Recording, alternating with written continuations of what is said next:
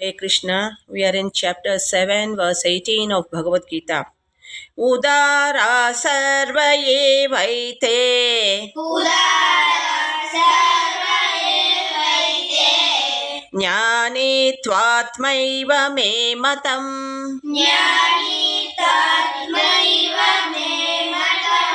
Astithah sahi yuktatma Mamevānuttamam gatim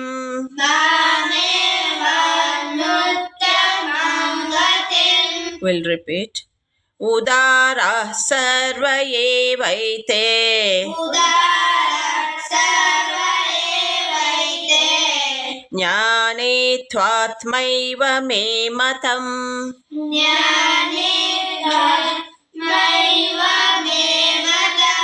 Asithah sahi yuktatma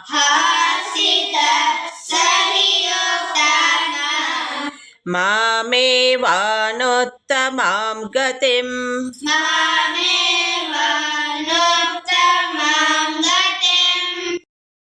Hare Krishna. I would like to thank the Facebook and all the viewers who are cooperating and supporting my channel. Thank you. I am Sunita Sunil with you in 2-minute Mahabharata stories. Let us continue with chapter 7, verse 18 of Bhagavad Gita. We saw the noble souls who have attained the supreme perfection, who are freed from birth and death, and from the sorrows of the material world, and they attain to his feet. So, this was the last verse episode what we have seen. Now, let us continue with this verse. We understand the meaning of liberation, that is, freedom from the cycle of birth and death. We are free from sorrows, meaning no longer bounded by material suffering. Attain divine nature, meaning that is to unite with Krishna's divine essence. Supreme perfection, meaning realizing the ultimate goal of life. The moral is we should strive for spiritual liberation and union with the divine. By understanding the ultimate goal, we can focus on our spiritual journey. Let us see the story of a lotus flower to understand this. A lotus flower blooms in the muddy water of a pond but remains untouched by the impurities around it. Similarly, the wise ones, having attained supreme perfection, remain untouched by the sorrows of the material world and attain Krishna's divine nature. For example, a caterpillar transforms into a beautiful butterfly, leaving its old form behind.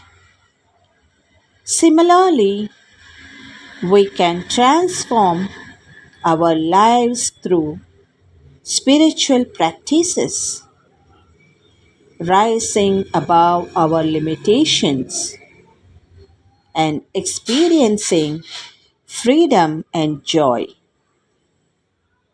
The moral is the transformation reflects the idea of attaining supreme perfection, where the individual ego is transcendent and one merges with the divine. Another interesting story of the salt doll. Let us imagine the salt doll went to measure the depth of the ocean. As it descended, it dissolved in the water. When asked how deep was the ocean, the salt doll could not respond because it had become one with the ocean.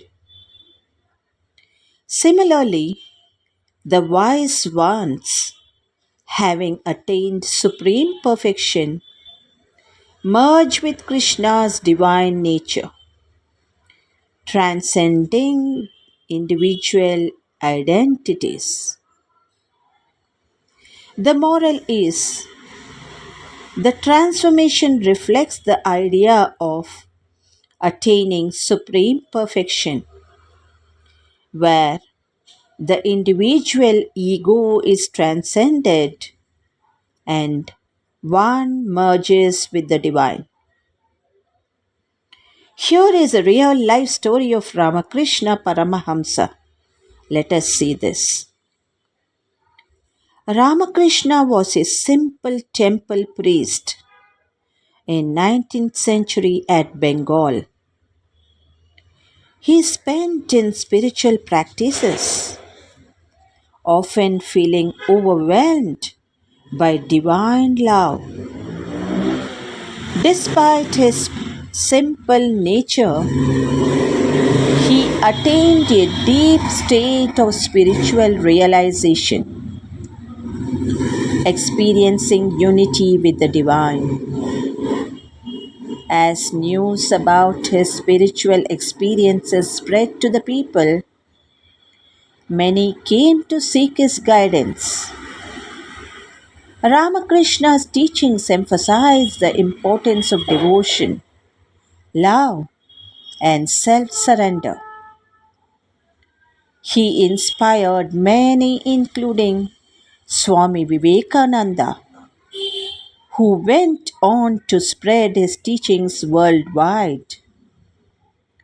The moral is Ramakrishna's story illustrates the potential for spiritual growth and realization, reflecting the ideals expressed in the Bhagavad Gita.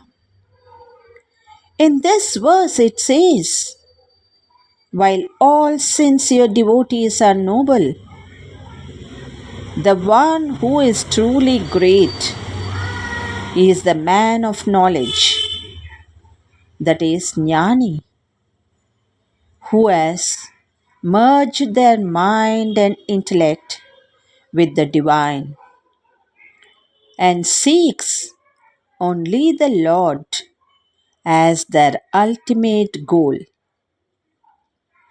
The moral is it elevates the selfless devotee to a special status, considering them to be my very self. The meaning of very self is Krishna to be his own soul.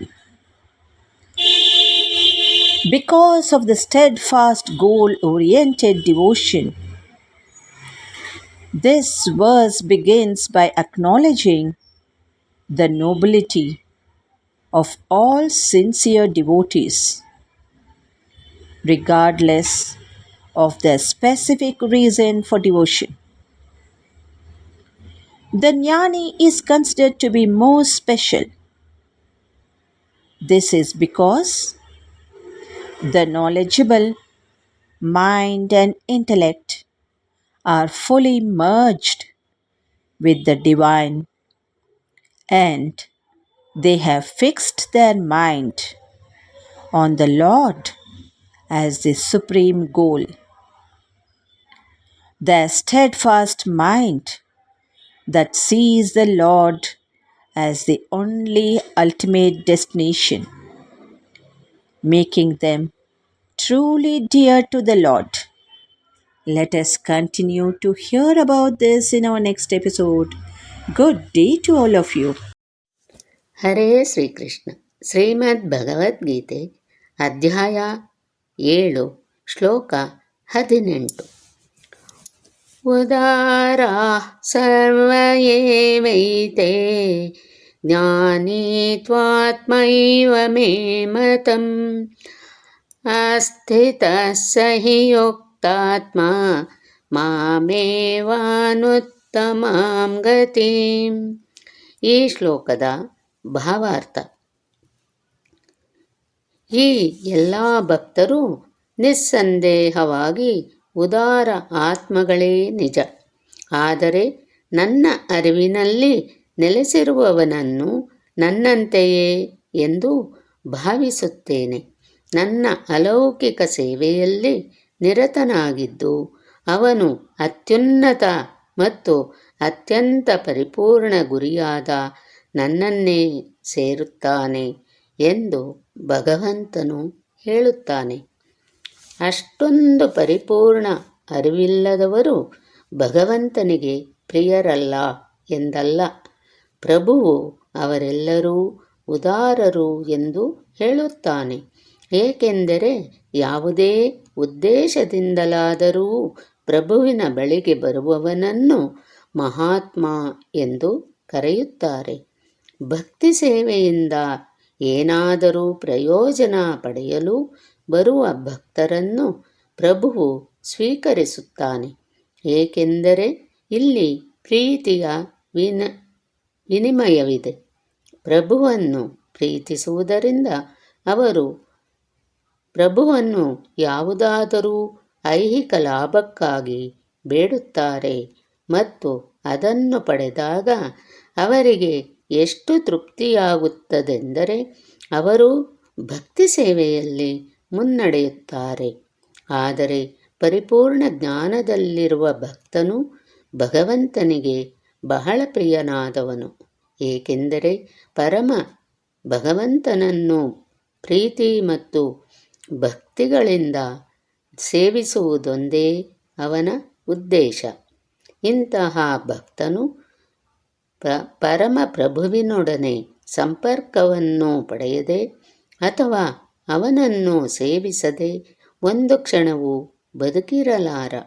ಇದೇ ರೀತಿಯಲ್ಲಿ ಪರಮ ಪ್ರಭುವಿಗೂ ಭಕ್ತನಲ್ಲಿ ಅತಿಶಯವಾದ ಪ್ರೀತಿ. ಭಗವಂತನು ಅಂತಹ ಭಕ್ತರನ್ನು ಬಿಟ್ಟಿರಲಾರ. ಭಕ್ತರು ಸದಾ ನನ್ನ ಹೃದಯದಲ್ಲಿರುತ್ತಾರೆ ಮತ್ತು ನಾನು ಯಾವಾಗಲೂ ಭಕ್ತರ ಹೃದಯಗಳಲ್ಲಿ ಇರುತ್ತೇನೆ. ಭಕ್ತನಿಗೆ ನನ್ನ ಆಚೆ ಏನೂ ತಿಳಿಯದು. ನಾನು ಭಕ್ತನನ್ನು ಮರೆಯಲಾರೆ. ನನ್ನ ಮತ್ತು ಪರಿಶುದ್ಧ ಭಕ್ತನ ನಡುವೆ ಒಂದು ಆತ್ಮೀಯ ಬಾಂಧವ್ಯವಿದೆ. ಪೂರ್ಣ ಜ್ಞಾನದಲ್ಲಿರುವ ಪರಿಶುದ್ಧ ಭಕ್ತರಿಗೆ ಎಂದೂ ಆಧ್ಯಾತ್ಮಿಕ ಸ್ಪರ್ಶವು ತಪ್ಪುವುದಿಲ್ಲ. ಆದುದರಿಂದ ಅವರು ನನಗೆ ಬಹಳ ಪ್ರಿಯರಾದವರು ಎಂದು ಶ್ರೀಕೃಷ್ಣ ಹೇಳುತ್ತಾನೆ.